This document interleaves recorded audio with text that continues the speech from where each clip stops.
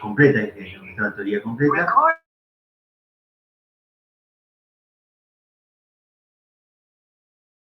Desde sus casas. Bueno, todas las actividades que nosotros realizamos como ser humano generan impactos en el medio ambiente, que son a veces difíciles de cuantificar de alguna manera. Como medio ambiente, digamos, entendemos todo el entorno que nos rodea, ¿no es cierto? El conjunto de factores físicos, biológicos y sociales que nos rodean, inclusive culturales. Nosotros tenemos como medio ambiente el medio ambiente biofísico, que es toda lo que conocemos como la naturaleza, o lo que habitualmente denominamos como naturaleza. Y después tenemos el medio ambiente construido, por ejemplo, el medio ambiente urbano, es la ciudad en sí misma. En todos los casos, cuando hablamos de medio ambiente y de análisis, van a incluir tanto a lo que es a la población humana como a sus actividades.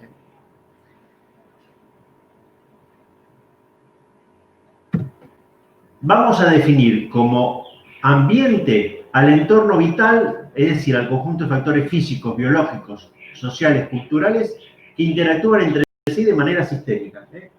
Nosotros vimos lo que era la teoría general de sistemas y vemos que todos los distintos elementos que componen un sistema mayor están relacionados entre sí, de modo tal que si un subsistema por ahí falla, está funcionando mal, termina deteriorando el funcionamiento del sistema global.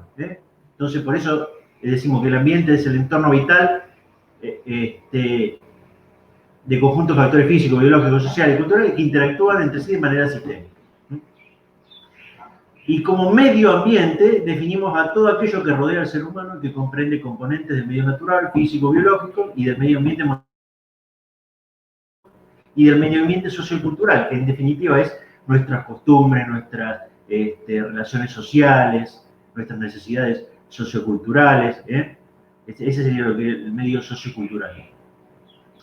Y como impacto ambiental vamos a definir a la modificación neta, ya sea positiva o negativa, de la calidad del medio ambiente. Cuando decimos calidad del medio ambiente, nos podemos referir a cualquiera de las cosas, a sus componentes propiamente dicho, o a los procesos que relacionan esos componentes. Cuando tenemos que hablar de impacto ambiental, en general,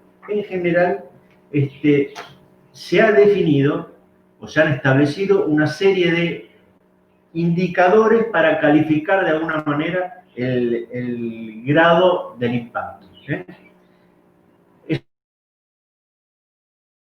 Obviamente establecidos y usados en todos los análisis de impacto ambiental son los que están ahí en pantalla.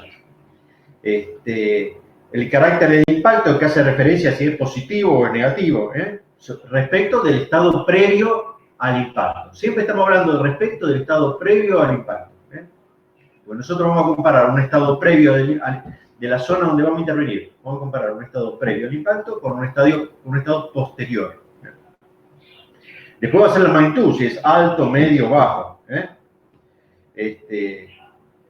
Cuando decimos significado, nos estamos refiriendo a su importancia relativa. Si es muy intenso o de baja intensidad, que por ahí no tiene exactamente la misma relación que la magnitud. Que son parecidos, pero no son similares. De acuerdo a cuál es el tipo de análisis que hagamos, convenga analizar uno u otro o los dos.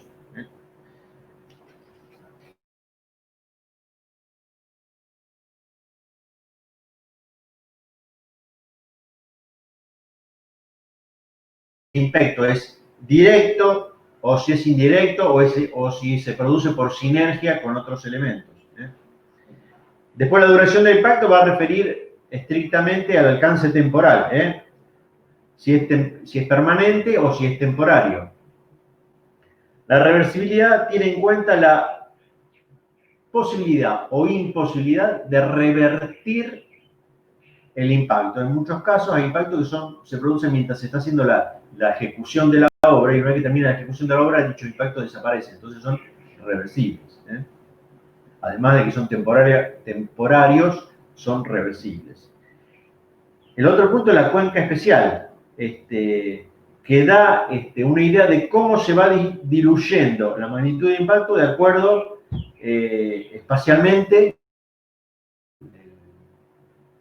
en estudio respecto a la intensidad del punto específico, como si fuera un terremoto, digamos. La cercanía tiene gran intensidad y más lejos va reduciéndose el nivel del impacto. Y el último punto es la posibilidad de recuperación, que tiene que ver con la pérdida ocasionada, si puede ser recuperable, reemplazable o irrecuperable. Esta también es bastante parecida a lo que es la reversibilidad o no del impacto. Entonces, cuando hablamos de impacto ambiental, dijimos modificación neta positiva, de alguna manera tenemos que caracterizarlo con una serie de indicadores. Y estos serían, en general, los principales indicadores que se utilizan para este tema.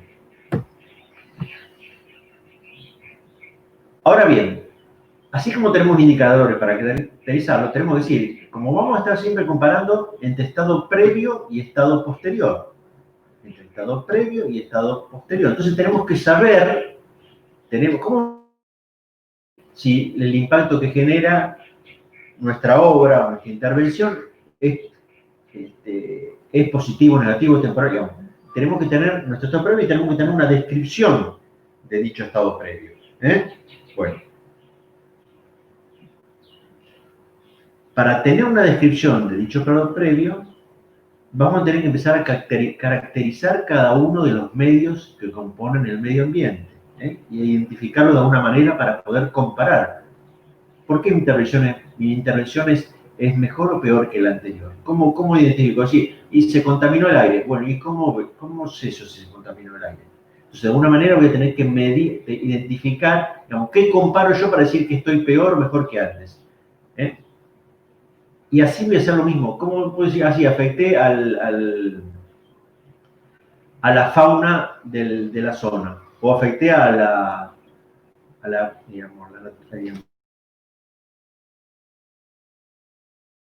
peor o mejor que antes. Entonces voy a tener que empezar a generar, identificadores, indicadores. Así como vimos en el ejercicio de multicriterio, que establecíamos indicadores para establecer las características de distintas alternativas. Bueno, acá lo vamos a hacer para cada elemento que compone el medio ambiente. Entonces vamos a identificar, primero vamos a decir, bueno, ¿qué cosas del medio ambiente voy a analizar? Por ejemplo, en el medio físico vamos a analizar como subsistemas el medio inerte, el medio biótico y el medio perceptual. En el medio inerte, por ejemplo, vamos a analizar el aire, el clima, el agua, la tierra, el suelo y los procesos. En el medio biótico vamos a analizar la vegetación, la fauna y los procesos. Y en el medio perceptual vamos a analizar el valor testimonial, el paisaje extrínseco, la intervisibilidad, los componentes. Si ahora nos metemos en el medio socioeconómico-cultural, que es el que hace a nuestra vida diaria y hasta nuestras situaciones socioculturales, vamos a analizar el medio rural, respecto a sus usos, recreativo al aire libre, productivo, conservación de la naturaleza, viario rural, procesos, en el medio de los núcleos habitados, la estructura de los núcleos, la estructura urbana y los equipamientos, infraestructuras y servicios. En el medio sociocultural, los aspectos culturales, servicios colectivos, aspectos humanos, patrimonio histórico y artístico. Y en el medio económico, la economía, la población.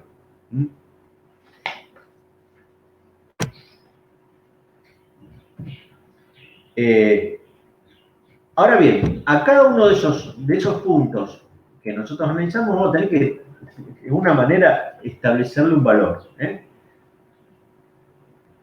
Ahora un poquito más. Por ejemplo, cuando nos vamos a meter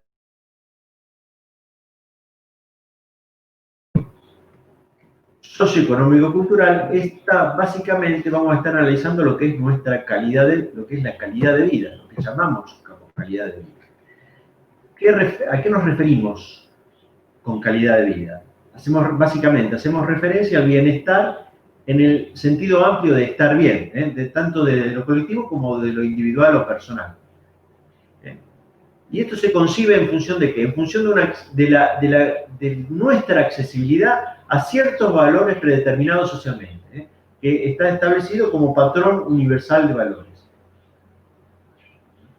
ese patrón universal de valores es un patrón que ya está, digamos, ya está establecido básicamente en todas las naciones y que se utiliza para medir el índice de calidad de vida.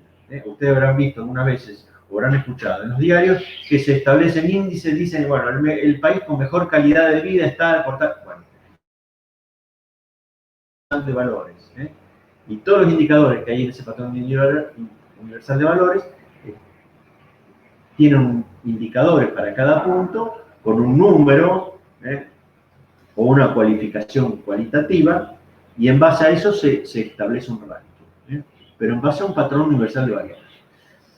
Ahora bien, si nos introducimos en el ambiente urbano propiamente dicho, que es el que nosotros vamos a analizar en nuestra intervención, en nuestro trabajo de urbanismo, la calidad de vida urbana incorpora al medio en el que se desarrolla la actividad de gran parte de la población.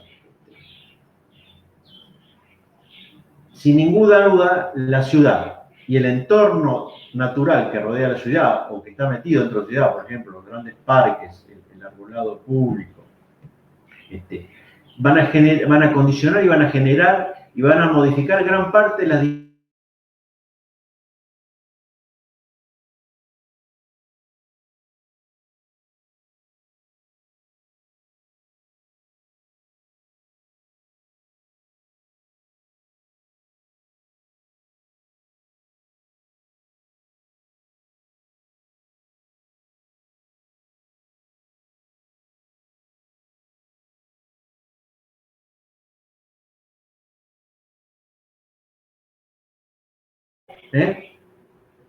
se analizan los siguientes puntos.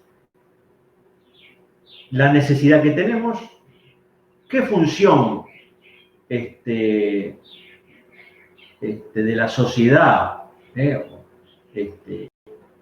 atiende a satisfacer esa necesidad y cuál es el valor perseguido de esa necesidad. Entonces, por ejemplo, para la necesidad de bienestar físico sanitaria, y que como valor final perseguido mantener la salud de la población, tanto psíquica como física. La necesidad de suficiencia material, la función que atiende a eso, la economía de la sociedad, y que se busca la riqueza material. Estamos hablando de necesidad de suficiencia material. En tanto a la necesidad de protección contra las eventualidades, la función, eventualidades serían los riesgos de inseguridad, ¿no? La función es la aseguradora, no sé si está bien escrito así, y el valor perseguido es la seguridad personal y de quienes nos rodean. Y lo mismo si vamos siguiendo con otros conceptos, lo que es conocimiento y dominio sobre la naturaleza, la función sería investigadora educativa y el valor perseguido sería conocimiento. Y así vamos a ir barriendo distintos puntos que van a permitir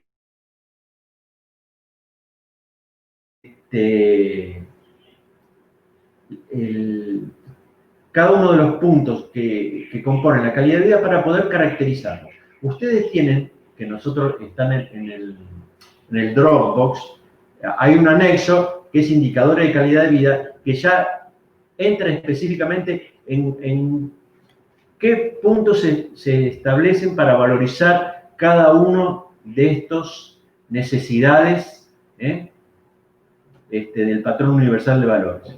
Y entonces, cuando decimos valor perseguido es la salud, ¿cómo podemos decir? Sí, tenemos un buen grado, un buen nivel de salud o no. Bueno, esto se mide con una serie de indicadores, por ejemplo, tasa de natalidad, tasa de mortalidad, tasa de camas disponibles en hospital por el total de la población. Todos esos indicadores, esos valores numéricos, salud. Lo mismo la riqueza material. Por ejemplo, hay indicadores que dicen cuántas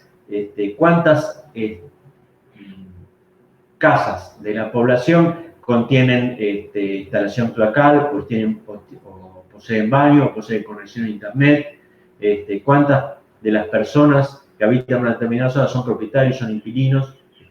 Todos esos indicadores van a caracterizar de alguna manera ese valor perseguido que es la riqueza material. y la capacidad de suficiencia material que tiene la población de ese sector. ¿Se entiende esto? Chicos, ¿se entiende esto que dije?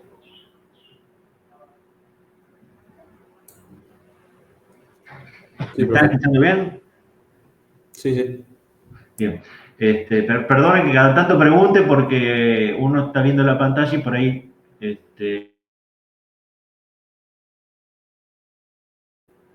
así que les pido por favor que interactúen conmigo de alguna manera.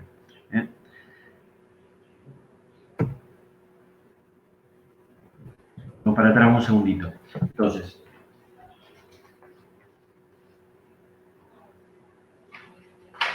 digamos, los proyectos, los grandes proyectos que nosotros como ingenieros civiles podemos hacer o vamos a llegar a hacer en el futuro, son de distinta magnitud, ¿no es cierto? Algunos son de menor alcance, otros de mayor alcance, pero nuestra carrera tiene incumbencia en obras de gran magnitud en general, en obras de gran magnitud. Por ejemplo, represas, embalses, carreteras, grandes construcciones de cualquier tipo, por ejemplo, puertos de embarque de combustible, bases militares, plantas de tratamiento líquido, los establecimientos mineros en general, toda esa ingeniería es ingeniería que desarrollamos los ingenieros civiles. Ustedes cuando vean la materia vías de comunicación, bueno, lo que se llamaba vías de comunicación, ahora creo que se llama transporte 1, ahí van a ver, digamos, van a hacer los diseños geométricos de los trazados, van a analizar los movimientos de suelos, porque ustedes van a tener una geografía de cualquier tipo, montañosa, llana, lo que sea, y van a tener que trazar un camino, ¿no es cierto? Bueno, el camino no está todo el plano horizontal. Entonces, y las carreteras tienen determinados radios mínimos que respetar y determinadas pendientes mínimas que respetar. Entonces, para lograr eso, hace falta, en algunos casos, desmontar, quitar tierra y en otros casos agregar, rellenar. Todos esos grandes movimientos son lo que son, digamos, volúmenes kilométricos de metros cúbicos de piedra y arena, generan impactos muy grandes en el medio ambiente. Ustedes piensen que en las carreteras hay inmensos movimientos de suelo.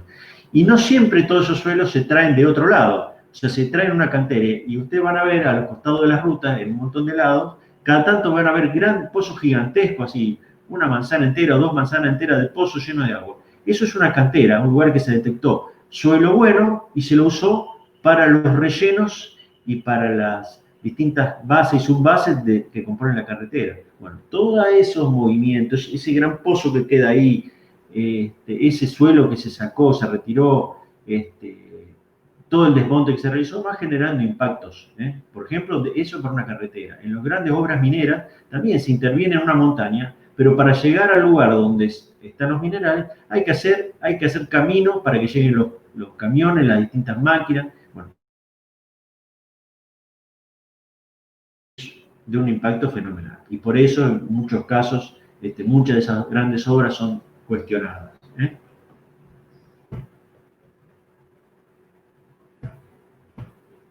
Bien.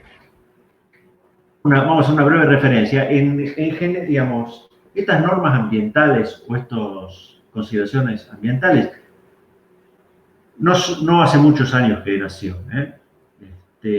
Bueno, para ustedes sí, pero eso es relativo, depende de la edad de cada uno. Recién casi al principio de los años 70, en Estados Unidos y Francia se empezaron a tener en cuenta estos aspectos, ¿no es cierto?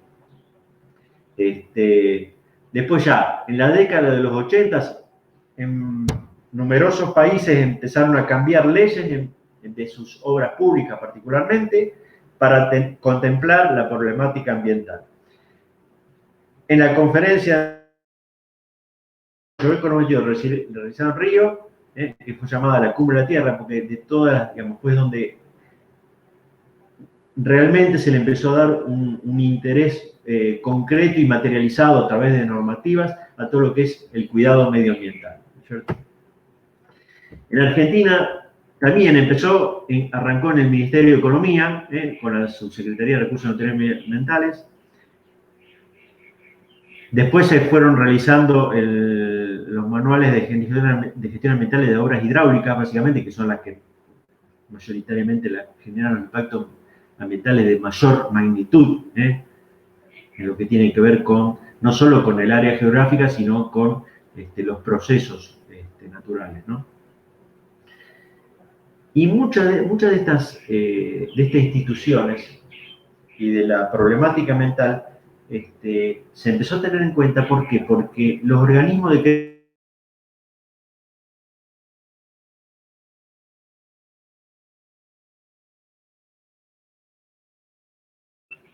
exige, digamos, estudios de impactos ambientales de las obras. Si esos estudios de impacto ambientales de la obra no estaban hechos, no da el dinero, no da el crédito para hacer la obra. Entonces, ese liderazgo que generaron los grandes organismos multinacionales de crédito fue lo que forzó de alguna manera a acelerar los plazos en cada país para establecer legislación y normativa medioambiental y exigirla para las grandes obras públicas, y de a poco se van trasladando a las obras privadas.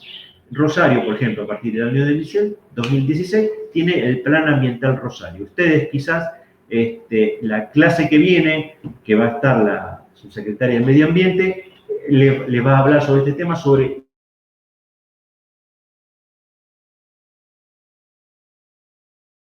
las obras particulares. En las más grandes ya lo exige, pero en las más chiquitas, hasta en las instalaciones, en las obras domiciliarias, ya lo está empezando a insinuar, por decirlo de alguna manera, pero en algún momento se va a transformar en una exigencia a cumplir.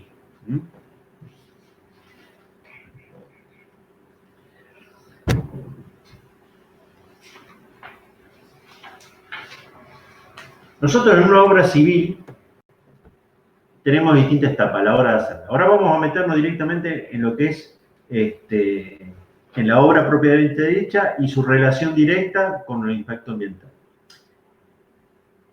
En una obra civil tenemos distintas fases.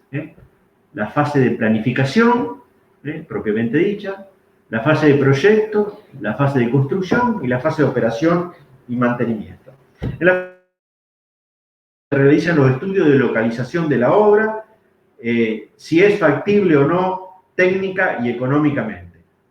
Ya esa fase de planificación, que si la obra es una cierta magnitud, trasciende y por ahí ya se la empieza a tratar en los medios públicos o en los vecinos, se van enterando de lo que se está planificando, aunque todavía no haya firmado un solo plano. Esa fase de planificación ya puede generar expectativas positivas o negativas. Ya, no, acá se va a hacer tal cosa, mire qué bueno para el barrio, se va a revalorar. Ya esas expectativas positivas, y en algunos casos pueden ser negativas también, ¿no? Puede generar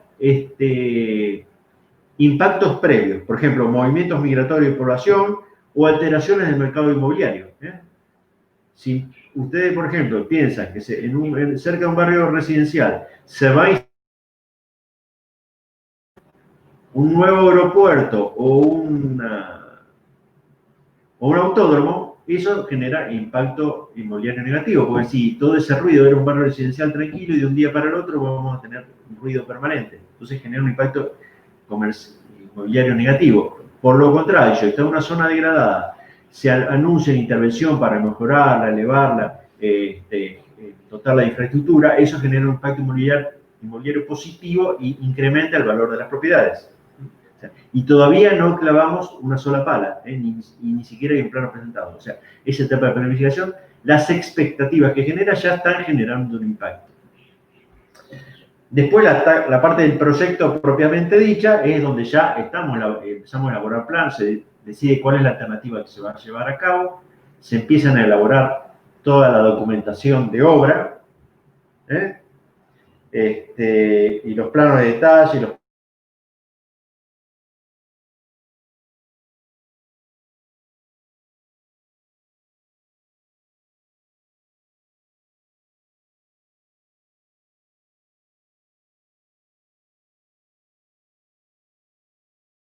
medio ambiente físico como con la población, porque altera el paisaje natural establecido previo a la intervención, ¿cierto? Y finalmente tenemos la que es la operación y mantenimiento, la puesta en operación y mantenimiento de la obra propiamente dicha, que genera sus propios impactos al mantenerse en funcionamiento. Entonces, por ejemplo, en la fase de construcción nosotros vamos a tener los accesos viales, los desmontes y talas, los movimientos suelos, los vertederos, que es lo que llamamos los lugares donde se depositan los residuos de obra, el acopio de materiales, que son los lugares donde guardamos todos los materiales, vamos acopiando los materiales que vamos a utilizar durante la obra, las maquinarias, vehículos para traer las distintas mercaderías y para generar para llevar adelante la obra, las instalaciones complementarias y las construcciones propiamente dichas. Y en la fase de operación, nosotros vamos a tener niveles de ocupación, las infraestructuras, los residuos, los vehículos, las construcciones que ya son permanentes, la operatividad propiamente dicha y la inversión. Cada uno de estos puntos, tanto en fase de construcción como en fase de operación, va a generar impactos, ya serán positivos o negativos, temporales o permanentes, altos, medios o bajos, reversibles o irreversibles, en cada uno de los puntos del medio biótico y sociocultural. O sea, estas son las acciones que impactan. Y el medio biótico y cultural y sociocultural son los aspectos impactados. Ahora lo vamos a ver al final, porque esto en definitiva se reduce, se reduce ese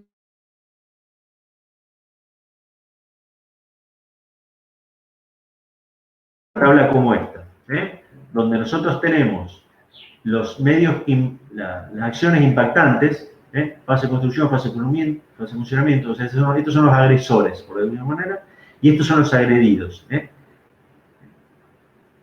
Las acciones del proyecto y los factores ambientales impactados. Y tenemos el medio físico y el medio sociocultural. Y vamos a para cada uno de estos aspectos, o para todo en forma global, vamos a ir caracterizándolo. Por su carácter, si es positivo o negativo, por su duración, si es negativo o permanente, por su magnitud, si es alto, medio, bajo, y por su reversibilidad, si es reversible o irreversible. Esto es, en definitiva, digamos, un poco el resumen del análisis de impacto ambiental que vamos a hacer nosotros en nuestro trabajo, acompañado de otras cosas, de algunas otras cosas más, pero este es el corazón del impacto ambiental. Bueno, cuando hablamos, ahora vamos a ver a la parte legal, la parte legal y lo que incluye las normativas nacionales respecto al impacto ambiental. Lo que se denomina E y A es lo que llamamos evaluación de impacto ambiental. Y es el proceso técnico administrativo donde se evalúan y se predicen las consecuencias de la ejecución del proyecto sobre el medio ambiente. O sea, la evaluación del impacto ambiental involucra todo el proceso completo, que es un proceso técnico y administrativo, donde se evalúan y se predicen las consecuencias de la ejecución del proyecto sobre nuestro medio ambiente. Dentro de esa evaluación de impacto ambiental, hay 3 puntos que la componen, principales. El primero es el estudio el estudio propiamente dicho. O sea, esta es la parte más voluminosa de la evaluación del impacto ambiental, es el estudio de impacto ambiental, que es el estudio producido a través de un equipo interdisciplinario de información técnica y científica necesaria para elaborar el informe final. Una vez hecho este estudio y terminado esta parte del estudio, se produce lo que es la declaración de impacto ambiental, que es un dictamen que presenta los resultados del estudio de impacto ambiental a través del cual se expone una consulta pública. Esto se realiza en un ambiente público. Por ejemplo, en una gran audiencia donde participan no solo los que exponen, los que hicieron el estudio de impacto ambiental, exponen los encargados de la obra y exponen las autoridades nacionales, municipales y provinciales que fueron las que solicitaron. Participan también, digamos, todos aquellos que pueden sentirse damnificados o beneficiados por la obra, ONGs, organizaciones no gubernamentales que estén interesadas en la defensa del medio ambiente o en el cuidado del medio ambiente, o cualquier otra persona que se pueda sentir afectada por esa obra. Todo eso se reúnen en una gran audiencia pública. Los que realizaron el desarrollo del estudio de impacto ambiental lo exponen, explican los puntos analizados. El público en general puede solicitar aclaraciones y de esas aclaraciones puede resultar que hay aspectos que no fueron evaluados, y entonces la autoridad dice, bueno, no, este estudio de impacto ambiental es incompleto, debe ser ampliado. Y entonces se pasa por ahí un cuarto intermedio y más se le solicita esas ampliaciones que sean necesarias y después se expone nuevamente. En esa declaración de impacto ambiental, de modo tal que cuando están toda la gente satisfecha o mayoritariamente satisfechas y resuelta todas las inquietudes y dudas, se aprueba. Y después de esa aprobación, entonces lo que se realiza es el dictamen ambiental final, que es el informe técnico y legal y documento público emitido por el Ministerio de Medio Ambiente a raíz de la evaluación de los procedimientos y en tal sentido aprobando, condicionando o rechazando el proyecto y la DEI. O sea, este dictamen ambiental puede haber varios. O sea, después de cada declaración de impacto ambiental se hace un dictamen ambiental, como dijimos. Si se detecta que el estudio hecho es incompleto, se hace un dictamen ambiental donde se lo rechaza o se lo condiciona pidiéndose ampliación. Después, más adelante, con esas ampliaciones, se hace una nueva declaración de impacto ambiental, un dictamen ambiental final donde se aprueba dicha evaluación de impacto ambiental. Está claro, esos serían los procesos legales. Y vamos a hacer una breve descripción bastante rápida. El estudio de impacto ambiental, que es la parte más voluminosa de la evaluación de impacto ambiental,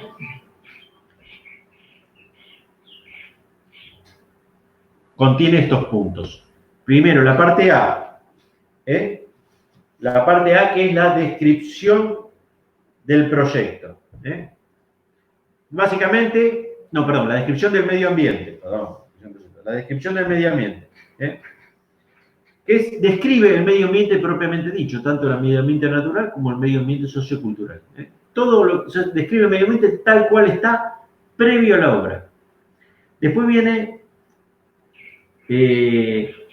dentro del punto A está el proyecto. En la descripción del proyecto se incluyen los propósitos y objetivos del proyecto, su diseño y su característica.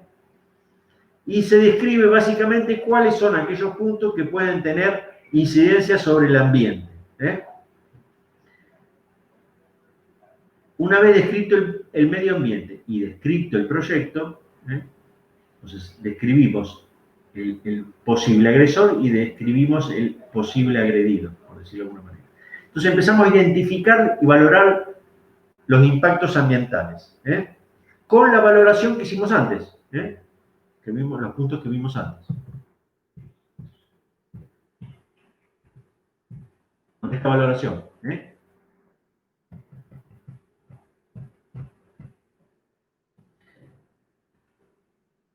Una vez que identificamos, valoramos, es necesario por ahí evaluar, analizar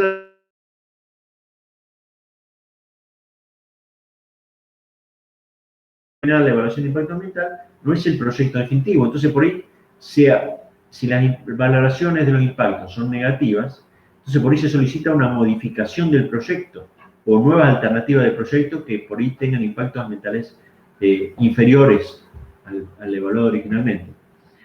Una vez que se decidió la alternativa,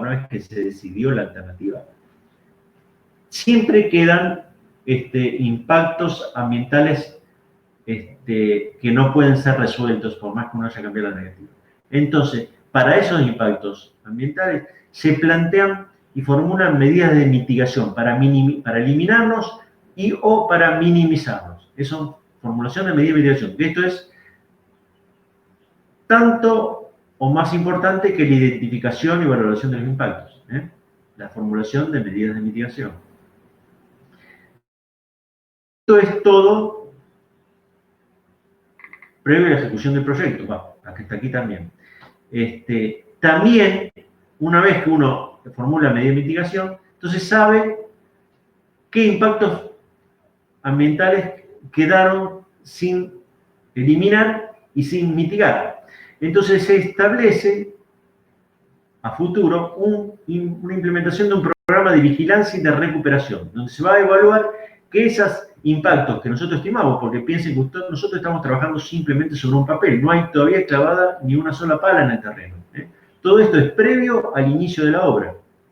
Porque si esto no está, esto es parte del estudio de impacto ambiental, o sea, si esto no está aprobado no se puede iniciar la obra. Entonces, ese programa de implementación es un programa que se hace a nivel teórico. Porque uno dice, bueno, va a haber tal determinado impacto ambiental, los efectos negativos van a ser tal y tal y tal. Pero son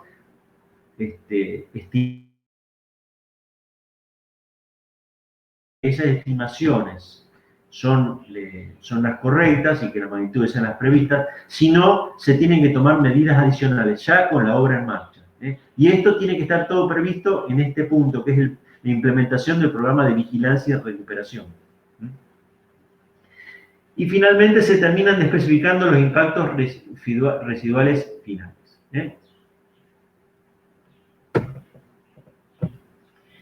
La tablita que ustedes van a hacer cuando hagamos el proyecto, cuando analicemos este punto del proyecto de intervención, es básicamente una tablita como esta. Esta es una tabla típica que nosotros se las damos a ustedes de referencia. Y ustedes, de acuerdo al tipo de intervención que hagan, es probable que algunos de estos puntos de la fase de construcción puedan eliminarlos o no, lo mismo que de la fase de conocimiento, algunos puntos pueden eliminarlos o no, y lo mismo del medio físico y sociocultural. Ítems que son generales, pero quizá para una obra que es urbana no aparecen. Por ejemplo, la capacidad agrológica o la erosión. Quizá nosotros, para nuestro caso, que es una obra urbana, la que vamos a hacer ya en el Batallón 121, estos aspectos no son de interés, lo mismo que valores geológicos. Quizá para nosotros esto no es de interés, porque, digamos, para este tipo de obra y para el ámbito urbano. Entonces, nosotros les vamos a dar una matriz tipo que tiene un montón de puntos, pero ustedes van a tener que ajustarla eliminándole y o agregándole tanto columnas o filas de acuerdo adaptándolo a la obra y a la intervención que ustedes van a hacer.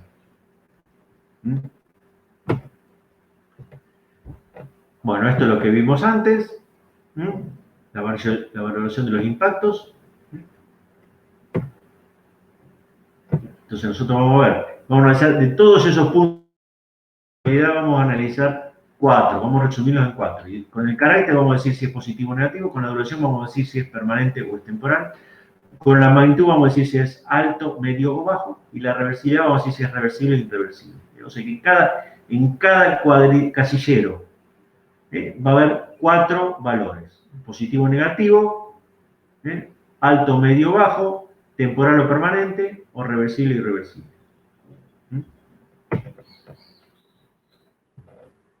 Bueno, y esto es un poco lo que estuvimos viendo antes. Lo que es cada cosa. Ahora vamos a seguir con otro punto que está relacionado con este tema, que son las llamadas eco-urbanizaciones modernas, o ciudades sustentables, o urbanizaciones sustentables. Las ciudades, en general,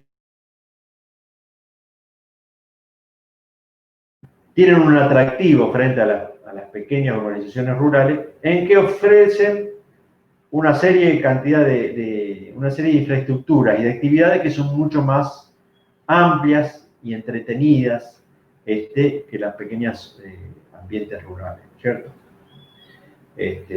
Hay muchas mayores oportunidades de todo tipo, tanto laborales como económicas, y la oferta de interacción social, cultural, de comunicación son también mucho mayores en las grandes urbes que en las pequeñas urbes rurales, ¿cierto?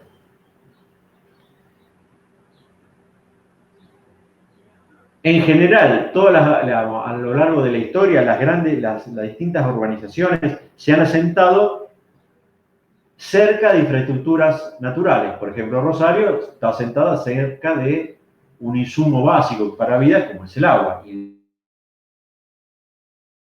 ciudades están cercanas al agua, o al lado del agua. Piensen en París, al lado del río Sena, Londres, al lado del Támesis,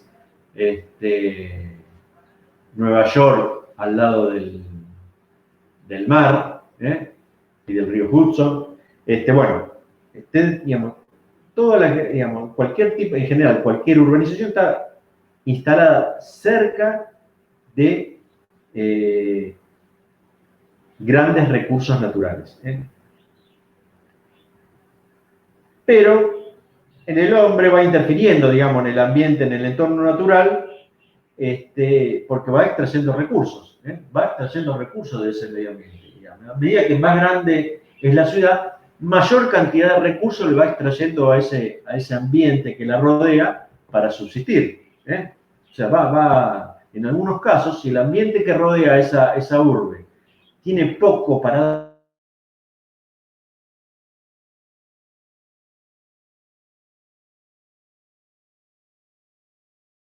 Así pasa que pequeñas urbanizaciones, una vez que se agotaron los recursos, o la población creció hasta un determinado nivel, que no permiten que los recursos de la zona lo abastezcan, esa urbe termina agotándose o se estabiliza en una población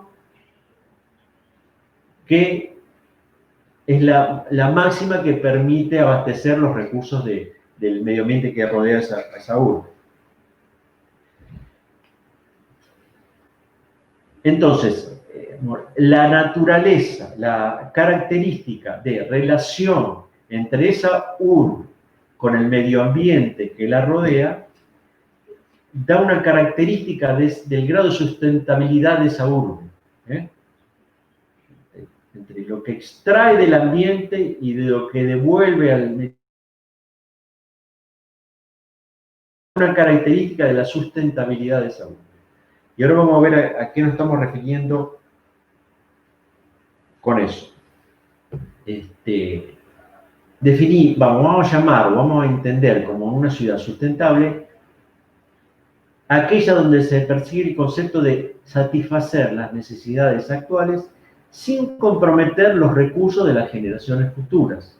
Nosotros nos establecemos en un lugar, desarrollamos nuestra vida, pero dejamos tierra arrasada. Entonces, nuestras generaciones futuras no tienen con qué sobrevivir porque nosotros botamos todos los recursos en la generación previa. Entonces, como ciudad sustentable, vamos a entender a aquella que busca satisfacer las necesidades actuales sin comprometer los recursos de las generaciones futuras. Se está basando básicamente en lo que es la economía social, el cuidado del medio ambiente y la reducción del consumo de recursos materiales y energía. Entonces, como sustentabilidad entendemos la existencia de condiciones económicas, ecológicas, sociales y sociopolíticas que permitan su funcionamiento de forma armónica a lo largo del tiempo y del espacio. Eso. La sustentabilidad básicamente es eso. Permite un funcionamiento de forma armónica respecto de las condiciones económicas, ecológicas, sociales y políticas a lo largo del tiempo y del espacio. A eso se refiere cuando hablamos de sustentabilidad. Es básicamente la sustentabilidad a lo largo del tiempo.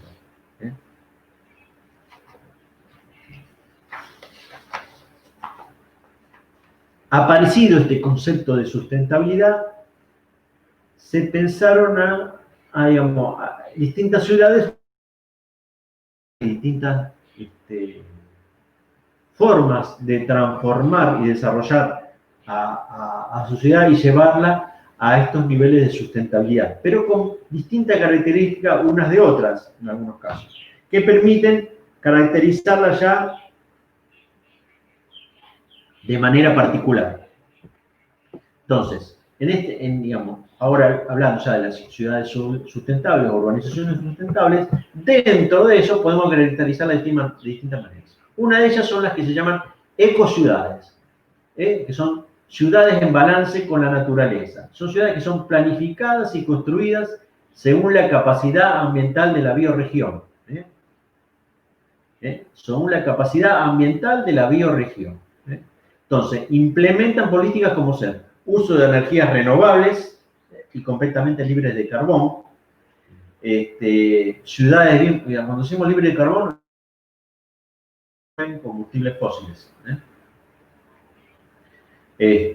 Ciudades bien planificadas desde el punto de vista formal y espacial. Transporte público, básicamente. O sea, el transporte de las personas se realiza mayoritariamente vía transporte público. La conservación de recursos y agua y residuos reciclables.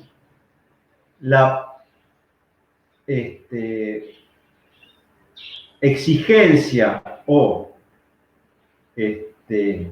promoción de la construcción de terrazas verdes, de techos y terrazas y cubiertas verdes. El fomento de la agricultura urbana y la simplicidad voluntaria en el estilo de vida. O sea, un estilo de vida sencillo consume menos recursos del medio ambiente en general, ¿no?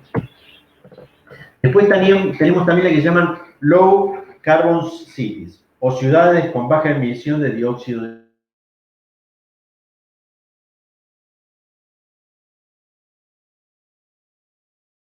en un programa de acción que queda evidenciado principalmente en las políticas de disminución de lo que se llama la huella del carbono. La huella del carbono se refiere a la cantidad de gases de efecto invernadero emitidos por efecto directo y indirecto de un individuo, de una organización, evento o producto. Es lo que llamamos la huella de carbono, o sea, la cantidad de gases de efecto invernadero emitidos por efecto directo e indirecto por las personas y su accionar, ¿no?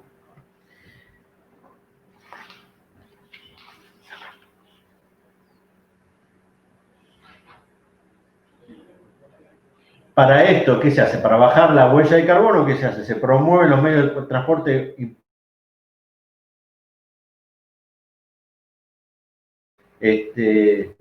se fomenta el tránsito peatonal en vez del tránsito vehicular, digamos, todo lo que genere la menor emisión posible de gases de efecto invernadero. Después tenemos también las que se llaman Smart Cities. Las Smart Cities es un concepto novedoso, que está aplicado básicamente a las ciudades de la información y digitales. Los aspectos que caracterizan a este tipo de ciudades son ciudades que tienen desarrollo de red de infraestructura y de control e interoperabilidad entre ellas. O sea, las infraestructuras en muchos casos son online, se van actualizando online de acuerdo a una serie de sensores que tiene y van actualizando. Por ejemplo, la sincronización de los semáforos. O sea, tiene sensores que van regulando, van viendo el flujo de tránsito, van modificando la duración de los semáforos y la onda verde, para siempre tratar de garantizar la máxima fluidez del tránsito. No todas ciudades pueden hacer eso, tienen que tener un grado de desarrollo de su red de infraestructura que permita hacerlo. En estas ciudades también hay una fuerte inclusión social y mucha oferta de servicios, La industria creativa y de alta tecnología tiene una presencia preeminente en este tipo de ciudades, ¿no? Se fomenta el capital social dentro del desarrollo urbano y se fomenta obviamente la sustentabilidad social y ambiental. Singapur es una ciudad que tiene estas características, donde tiene una red de infraestructura inteligente que se va actualizando prácticamente online y regulando las distintas infraestructuras de la ciudad para adaptarla a los distintos momentos del día y del año. Y después otro concepto que tenemos de ecurbanizaciones son las ciudades del conocimiento. Estas son ciudades más integrales, ya que tanto desde el punto de vista físico como el punto de vista institucional combina el desempeño de un parque científico con funciones civiles y residenciales. O sea, suman a las características de las ciudades inteligentes y ecosustentables, le suman a esas características algo adicional, que es mucha actividad sociocultural, accesibilidad a altos estándares de calidad de vida y un nivel de tolerancia y aceptación de multiculturalismo y de la Smart City, le agregan la parte sociocultural. En muchos casos, estas ciudades de conocimiento son ciudades universitarias, que tienen grandes centros universitarios, porque las ciudades universitarias en general son ciudades multiculturales, porque en las grandes ciudades universitarias no se alimentan de la población de dicha ciudad. En general, se alimentan mayoritariamente de poblaciones de otras ciudades, de otros pueblos y de otros países, inclusive, ¿cierto? Ustedes ya piensan en Rosario, una buena parte de la población universitaria de Rosario no es de Rosario, es de afuera. Es más, y en los últimos años hemos visto que hay de otros países, digamos, ustedes sabrán, en medicina, por ejemplo, hay una gran cantidad, un gran porcentaje de estudiantes. Y las clases, yo les cuento porque tengo una de mis hijas que estudia medicina, y en las clases ha habido años, sobre todo los primeros años, que una buena parte de los compañeros eran brasileños, y es más, y hablaban en portugués, porque hablaban un español muy, muy rudimentario. O sea, y en grandes países, y en grandes ciudades universitarias, europeas y norteamericanas, pasa exactamente lo mismo. Son ciudades multinacionales. Y después, finalmente, tenemos las ciudades resistentes o resilient cities. Son aquellas urbanizaciones que tienen capacidad para resistir, absorber y recuperarse de efectos desfavorables de una manera permanente y eficiente, preservando y restableciendo sus funciones. Por ejemplo, aquellas ciudades que están emplazadas por cómo fueron que proceden sismos, y son ciudades que cada X cantidad de años tienen algún evento natural agresivo, que ellos obviamente no se puede dominar, y tienen que tener capacidad para reiniciarse nuevamente. Esas son las ciudades resistentes o resilient cities. Tienen una capacidad de recuperación rápida del funcionamiento frente a acciones desventajosas. O sea, pueden reaccionar rápido sobre problemas ecológicos, sortear las complicaciones producidas por los efectos externos y promover el concepto de resiliencia con políticas o instituciones. Bueno, tanto esta ficha de las urbanizaciones sustentables como la de evaluación de impacto ambiental lo tienen en el Dropbox, en la